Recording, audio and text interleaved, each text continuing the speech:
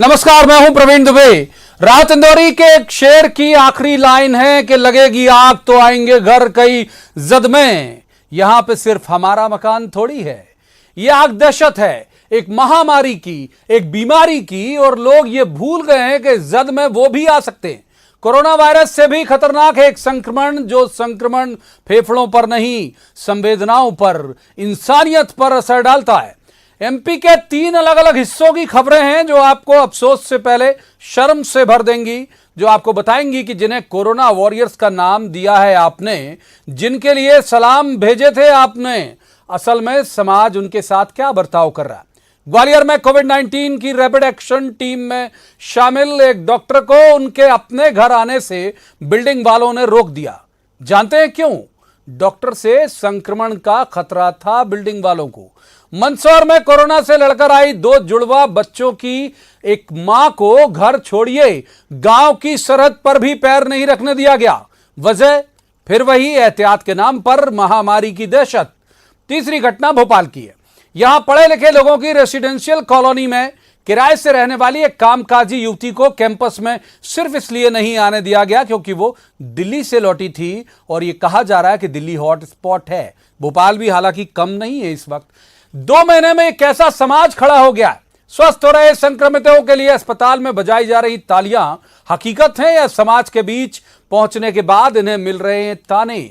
संक्रमण से फैलने वाली इस बीमारी से सावधान होना था समाज को। समाज तो सतर्कता में संवेदना भी छोड़ रहा है। संक्रमण से हो रही मौतों से ज्यादा खतरनाक नहीं है संवेदनाओं की ये मौत। 2 गज का फासला दिलों की दूरियों में कैसे बदला?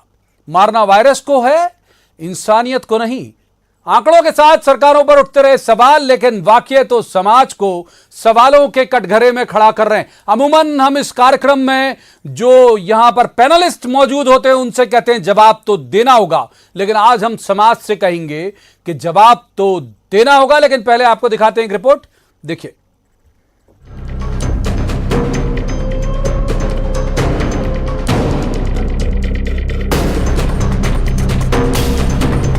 ग्वालियर, मंदसौर, भोपाल, ये 3 तस्वीरें नहीं, आईना है उस समाज का मुश्किल में, महामारी में 2 गज के फासले से ही सही जिसे एकजुट होना था, लड़ना था और ज्यादा सहानुभूति के साथ सामने आना था, इंसानियत दिखानी थी। लेकिन घर, सोसाइटी, गांव, शहर दर शहर एक महामारी से आए मुश्किल के वक्त में दरवाजे दिखाए जा रहे हैं। ग्वालियर के डॉक्टर रवि गुप्ता का गुनाह बस इतना कि वो कोविड-19 की रैपिड एक्शन टीम का हिस्सा हैं। ड्यूटी से लौटते डॉक्टर के लिए तालियां बजनी थी, पर गालियां मिली और ये धमकी भी कि घर में नहीं जाओगे। बाद में डॉक्टर को पुलिस की मदद लेनी पड़ी। भाई ने बनाया वो मुझे बहुत खराब फील हुआ कि हमारे मोहल्ले में, हमारी कॉलोनी में ऐसे लोग रहते हैं जो वाकई मतलब बहुत शर्मसार करने वाली घटना है। एम्बुलेंस में दिखाई दे रही इस माँ का दर्द तो पूछिए मत। कोरोना संक्रमण के दौरान 2 जुड़वा बच्चों को जन्म दिया। संक्रमण ठीक हो गया तो शहर से अपने गाँव लौटी थी, लेकिन गांव की सीमा पर ही सरपंच ने रोक दिया। ऐसा मामला संज्ञान में आया था कि ग्रामीणों की अति सतर्कता की वजह से वो मना कर रहे थे कि अभी इनको एंटर ना करने दिया जाए। तीसरी तस्वीर राजधानी भोपाल की एलीट क्लास कैंपस की, जहां किराए से रहने वाली एक कामकाजी युवती को सिर्फ इसलिए कैंपस से बाहर कर दिया गया क्योंकि वो दिल्ली अपने घर होकर आई थी। प्रशासन की दखल के बाद युवती की घर वापसी तो हो गई, लेकिन सवाल अब भी बना हुआ है कि वो कैंपस से निकाली ही क्यों गई। बाहर से आई हूँ और मैं बिल्कुल हेल्दी हूँ। मुझे एयरपोर्ट पे स्क्रीनिंग हुई है 2 एयरपोर्ट्स पे, और मुझे कोई तकलीफ़ नहीं हुई है। मैं बस इतना रिक्वेस्ट करना चाहूँगी कि कोई भी ऐसे किसी के साथ ना करें। इन तस्वीरों को देखिए, इसलिए नहीं कि ये खबर है, खबरदार होने देखिए कि संक्रमण आप तक पहुँचे न पहुँचे। आपके भीतर से संवेदना कितनी तेजी से जा रही है, और संवेदना के बिना ये समाज किसी एक के हिस्से का नहीं। अगली बारी खुद आपकी भी हो सकती है। Bureau report, news 18, Madhya Pradesh, Chhattisgarh. तो इससे पहले कि मैं मेहमानों का परिचय कराऊं, एक शेपक जरूर लगाऊंगा कि आज की चर्चा सियासी नहीं होगी। आज की चर्चा में आरोप प्रत्यारोप नहीं होंगे। आज की चर्चा में हम अपने अंदर झांकने की कोशिश करेंगे कि कैसा समाज गढ़ रहे हैं हम। तो सबसे पहले मेहमानों का परिचय करा दूं मैं। मेरे साथ है नेहा बग्गा, ये प्रवक्ता हैं बीजेपी की। नेहा जी का स्वागत। दूसरी मेहमान संगीता शर्मा, ये मध्य प्रदेश राज्य महिला आयोग की मेंबर हैं। संगीता जी का स्वागत है। और तीसरी मेहमान है अवि शुक्ला उदेनिया, ये सोशल एक्टिविस्ट हैं। अवि जी का भी बहुत बहुत स्वागत है।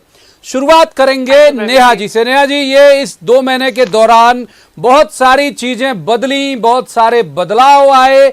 ये दहशत कैसे बैठ गई इतनी अंदर लोगों के मन में, जो हमने तस्वीरें अलग अलग दिखाई कि एक तरह की मानवीयता जो है वो मर रही है। लोगों ने सोसाइटी को बंकर बना लिए हैं, जहां वो रह रहे हैं उन्हें उसे बंकर की तरह बना लिया, लोगों को आने नहीं दिया जा रहा। प्रवीण जी, ये बात बिल्कुल सही है कि पिछले 3 महीने में जो हमने अपने देश में देखा है, दुनिया के साथ साथ पूरा एक टर्न अराउंड हो गया है कोरोना वायरस के साथ में। और जिस तरीके से आपके पैकेज में दिखाया गया कि सतर्कता जरूरी है, अति सतर्कता जो है वो समाज के लिए हानिकारक होती है। और यही कारण है कि कई सारे ऐसे परिदृश्य हमारे सामने आए जिसमें मानवता को शर्मसार करने वाली घटनाएं भी सामने हुई हैं।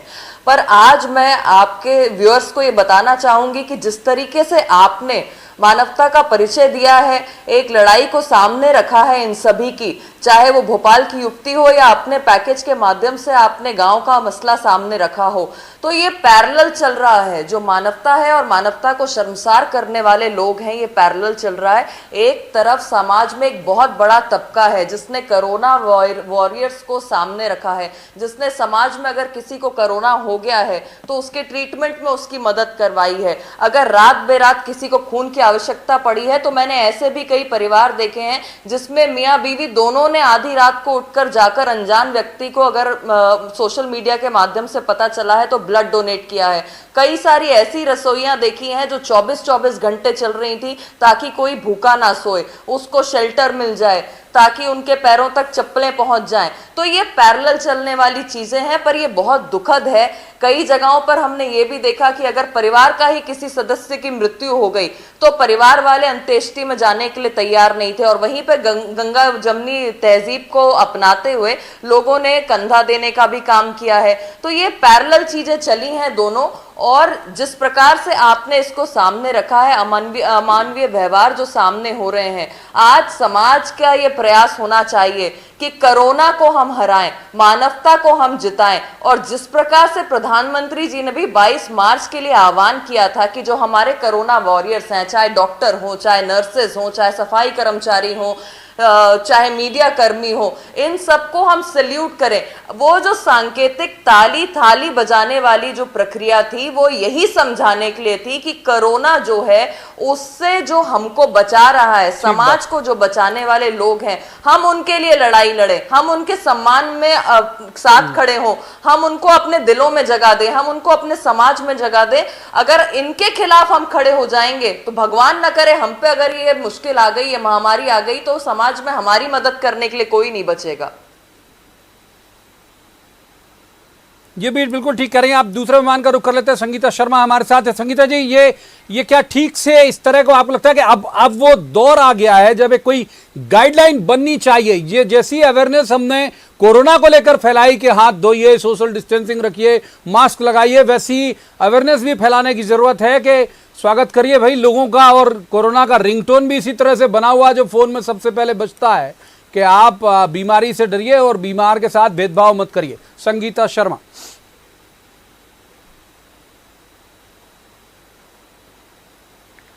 जी बिल्कुल प्रवीण जी, एक तो इस बात के लिए बधाई देंगे आपको कि आपने कितने अच्छे विषय को चुना, एक सामाजिक जागरूकता बढ़ाने का कार्य शुरू किया है न्यूज़ 18 के माध्यम से, और इसके लिए मैं प्रशंसा करूंगी पूरी टीम की। यहाँ पर हम देख रहे हैं कि सबसे ज़्यादा अगर ऐसे केसेस सामने आ रहे हैं तो उन इलाकों के आ रहे हैं, या ऐसा कोई इलाका नहीं है जो इससे अछूता रहा हो। हमने इंदौर में भी कई ऐसे मामले देखे थे जहाँ पर कोविड-19 को लेकर के जो काफ़ी सारे ऐसे मामले आए थे जिस पर जो वॉरियर्स थे उन पर अटैक किया गया था। तो हम चाहते हैं कि इस तरीके से अगर अवेयरनेस फैलाई जाए, जैसे आपने कहा है कि एक अवेयरनेस चलाना चाहिए, एक मुहिम चलाना चाहिए जिसके माध्यम से जनता के बीच ये जागरूकता आए कि इस तरीके की बीमारी से हमको डरना नहीं है बल्कि उससे हमें लड़ना है। तो उसकी लड़ाई हमें एक साथ एकजुट होकर लड़ना है। हमारे ही अपने लोग जो हमारे पड़ोसी हैं, हमारे साथ कई वर्षों से रह रहे हैं, और हम उन्हें अवॉइड करें, उन्हें कहें कि गेट के बाहर रहिए और कॉलोनी के अंदर नहीं आइए, तो ये बहुत ही दुर्भाग्यपूर्ण है कि ऐसी स्थिति हमारे समाज में निर्मित हो रही है। और इससे कैसे दूर रहा जाए, इसके लिए हमें बिल्कुल जागरूक होने की ज़रूरत है और अवेयर लोगों को भी करने की ज़रूरत है। क्योंकि हम देख रहे हैं कि जो मजदूर हैं वो लगातार 1400 किलोमीटर 1500 किलोमीटर चल रहे हैं। तो कई ऐसे जागरूक परिवार हैं, कई ऐसी संस्थाएं हैं जो लगातार उनको भोजन की व्यवस्था, पानी की व्यवस्था कर रही है, गाड़ियों की व्यवस्था कर रही है। हमारी तीसरी परंतु मेहमान जो उनको है वो यही देखकर करती और हैं, अभी लोगों को उनके भी पास ये चलेंगे। सीखना चाहिए कि किस तरीके से हमें मदद करनी है। जी बिल्कुल। अभी शुक्ला उदेरिया की तरफ चलते हैं, जो संगीता शर्मा ने जिस बात के साथ अपनी बात खत्म की कि मजदूरों को कुछ लोग भोजन करा रहे हैं, तो संभवतः अभी तक करा रही हैं, अभी तक करा रही हैं मजदूरों को जो रुके हुए हैं, जो बच गए हैं, मतलब जो घर नहीं पहुंच पाए उन पर। इस पर तो खैर टिप्पणी मैं चाहूंगा आपकी जरूर, लेकिन ये जरूर जानना चाहूंगा कि क्या ये इस तरह इतना खौफ बैठ गया लोगों के मन में कि जो कल तक पड़ोसी था, जो बहुत करीबी था, जो नजदीकी था, जिससे रिश्ते थे संवाद के, वो भी खत्म होने लगे हैं? ऐसे हालात बनते दिख रहे हैं आपको? बिल्कुल बिल्कुल सही कह रहे हैं प्रवीण जी आप।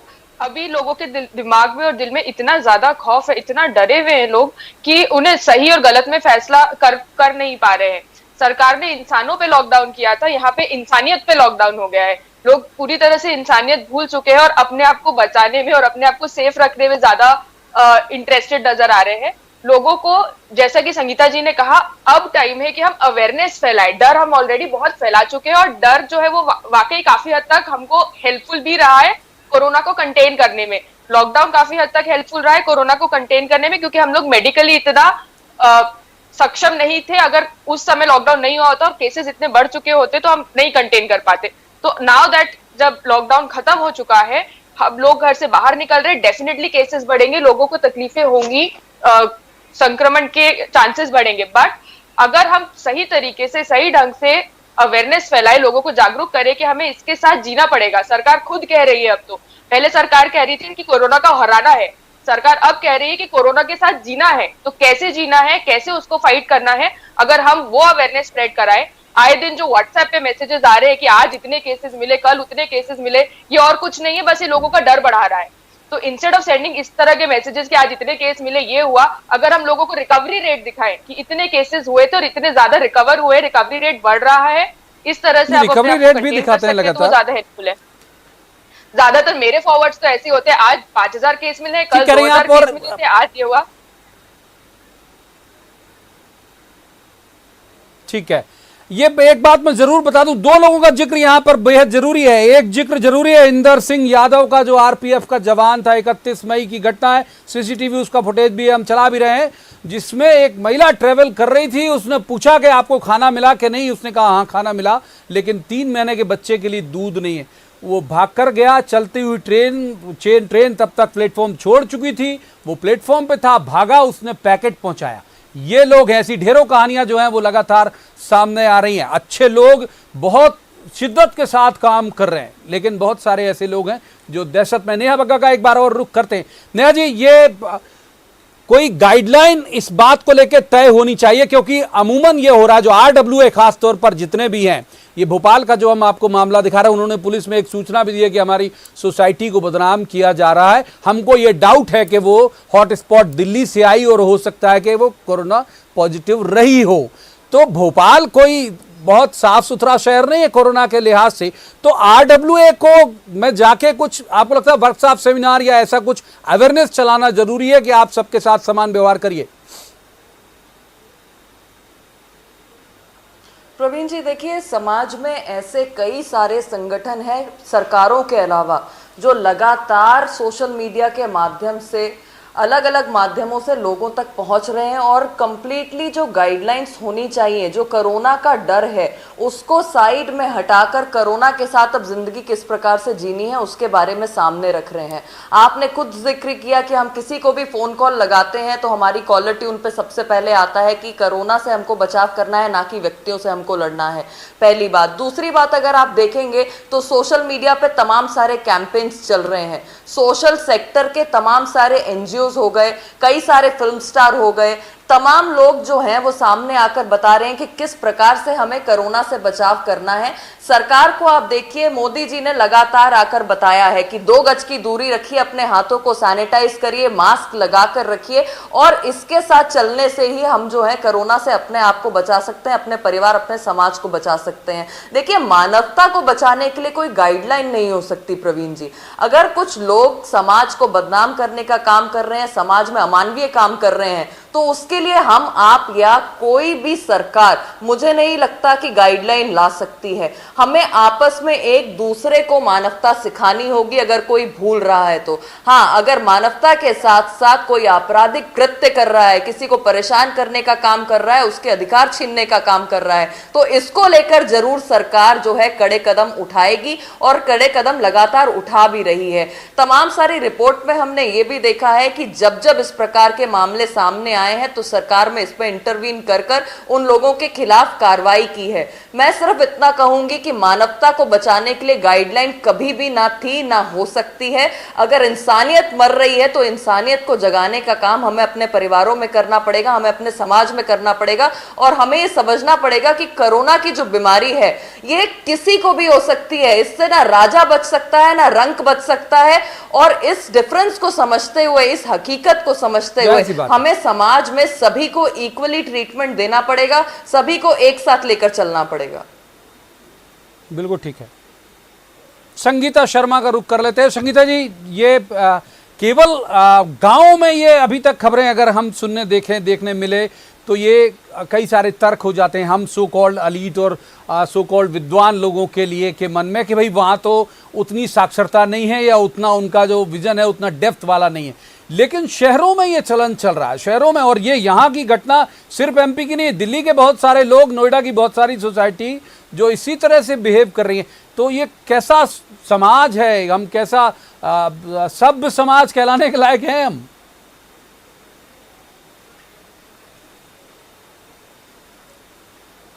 देखिए प्रवीण जी, हम इसे सभ्य समाज ही कहते हैं क्योंकि यहाँ हर तरह के लोग निवास करते हैं, सभी समाज के लोग निवास करते हैं।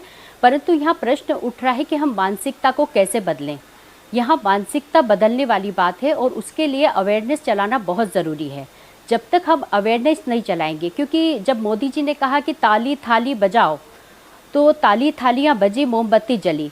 यदि मोदी जी कहते हैं देश की जनता से कि आप सबको एक समान समझे, एक दूसरे का सहयोग करें, सबकी मदद करें, और यदि जिस तरीके से मजदूरों की अभी मदद हो रही है, कुछ सामाजिक संगठन कर रहे हैं, तो अगर इस तरीके से सारे समाज, सरकारें अगर सबको मदद की भावना सिखाने का प्रयास करें, तो मुझे लगता है कि मानसिकता में बहुत बड़ा बदलाव आएगा और कोरोना से जो लड़ने का हमारा जो है लक्ष्य है, उस पर हम जरूर विजय पाएंगे। क्योंकि कोरोना से डरना नहीं है, उससे लड़ना है। तो लड़ने के लिए हमें एक दूसरे का सहयोग करना ज़रूरी है। और यही हमें, जैसे सोशल मीडिया के माध्यम से अभी बात चल रही थी कि ऐसे केसेस सामने ज़्यादा आते हैं कि आज इतने पॉजिटिव आ गए, आज इतने पॉजिटिव आ गए।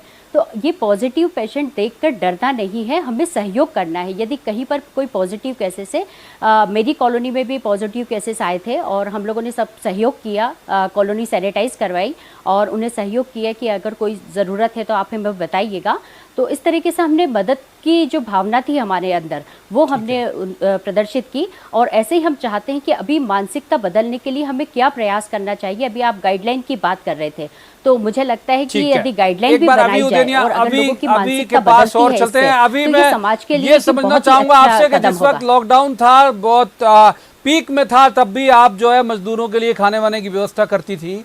तो उस दौरान जब आप वापस आती थी तो सोसाइटी के लोगों को डर नहीं लगता था कि आप कोरोना की कैरियर भी हो सकती हैं सोसाइटी के अंदर? मैं श्योर नहीं हूँ कि सोसाइटी के लोगों को पता भी था कि मैं ऐसा कुछ काम कर रही हूँ, क्योंकि मैंने अपने इंडिविजुअल लेवल पे ये काम किया है। पर जब उन्हें पता भी चला तो थैंकफुली मेरी सोसाइटी के लोग इतने समझदार हैं कि उन्होंने मुझे सपोर्ट ही किया और मुझे अपनी कॉलोनी का, अपनी सोसाइटी का एक कोरोना वॉरियर बना दिया।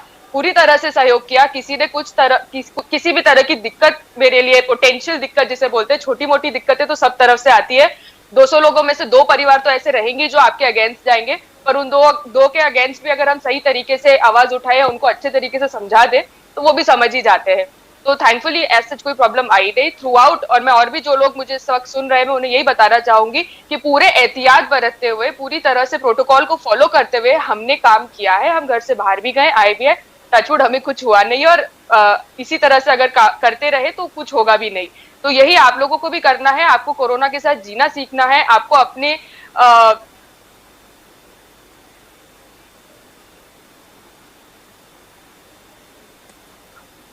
जी, बात पूरी करिए। हाँ, आपको अपने सही तरीके से आपको डील करना पड़ेगा। इट्स अ पैंडेमिक, ये इसका कोई एंड नहीं है जब तक कोई वैक्सीन नहीं आ रही। जब वैक्सीन आ भी जाएगी तो आने वाले 5 साल तक शायद हर किसी तक पहुंचे भी ना वो वैक्सीन। तो इसीलिए will have to learn to live with it. इससे डरे नहीं, इसका सामना करें। और कोई बहुत मुश्किल चीज नहीं है, सिर्फ हाथ धोना है, सैनिटाइज करना है, सोशल डिस्टेंसिंग फॉलो करनी है। पहले दिन से मोदी जी और सारी सरकारें और सारे सोशल वर्कर्स है। और एक इंपॉर्टेंट पॉइंट मैं यहाँ पे आपको ये बताना चाहूंगी कि ये चीज मैं आज भी जब छोटे जगहों पे जा रही हूँ जहाँ पे स्लम्स है, वहां पे ना सोशल डिस्टेंसिंग फॉलो हो रही है, वहां ना लोग मास्क पहन रहे हैं, वहां कुछ भी फॉलो नहीं हो रहा है। तो ऐसी जगहों पे जाके हम लोग को अवेयरनेस बढ़ानी है और फैलानी है। बिल्कुल ठीक बात है। एक छोटा सा रिमार्क जल्दी से ले लेते हैं नेहा बग्गा का। नेहा, लगता है आपको कि अब धीरे धीरे ये इस बात की जागरूकता भी बढ़ेगी कि भले ही गले नहीं लगाएं, प्रतीकात्मक तौर पर तो गले लगा सकते हैं, स्वागत तो कर ही सकते हैं, वैसे ही आप सोशल डिस्टेंसिंग रखते हुए भी प्रत्येक व्यक्ति के लिए लोगों के मन में अब एक सहानुभूति का जज्बा जगना जरूरी है। बिल्कुल प्रवीण जी, सही कहा आपने। और जिस प्रकार से दोनों पैनलिस्ट कह रही हैं, मेरे साथी जो यहाँ पर हैं, कि यहाँ पर हमें मानवता को जगाने के लिए आपस में प्रेम और सद्भाव बनाए रखने की आवश्यकता है। हमें समझने की ज़रूरत है कि कोरोना से लड़ने के लिए हमें एकजुट रहना पड़ेगा। जो डिस्टेंसिंग है वो हमें सिर्फ फिजिकली रखनी है, इमोशनल डिस्टेंसिंग नहीं करनी है। और इस मंत्र के साथ जब हम चलेंगे तभी कोरोना को पूरी तरीके से हरा पाएंगे और समाज को जिता पाएंगे। बिल्कुल ठीक बात है। तो बहुत बहुत धन्यवाद तीनों मेहमानों का। वक्त हमको इतनी चर्चा की इजाजत देता है, लेकिन मैं तमाम अपने दर्शकों से जरूर कहूंगा कि फिजिकली डिस्टेंसिंग रखिए, इमोशनली मत रखिए कतई, और खास तौर पर आपका व्यवहार तब और ज्यादा सहयोगी होना चाहिए जब सामने कोई लड़की हो या महिला हो, तो उसकी मदद आपको जरूर करनी चाहिए। उम्मीद की जानी चाहिए कि आने वाले दिनों में ऐसी खबरें सुनने को नहीं मिलेंगी। आज की इस चर्चा में इतना ही। कल किसी खास मसले पर खास पैनल के साथ बैठेंगे और कहेंगे जवाब तो देना होगा। तब तक आप देखते रहिए न्यूज़ 18 मध्य प्रदेश छत्तीसगढ़।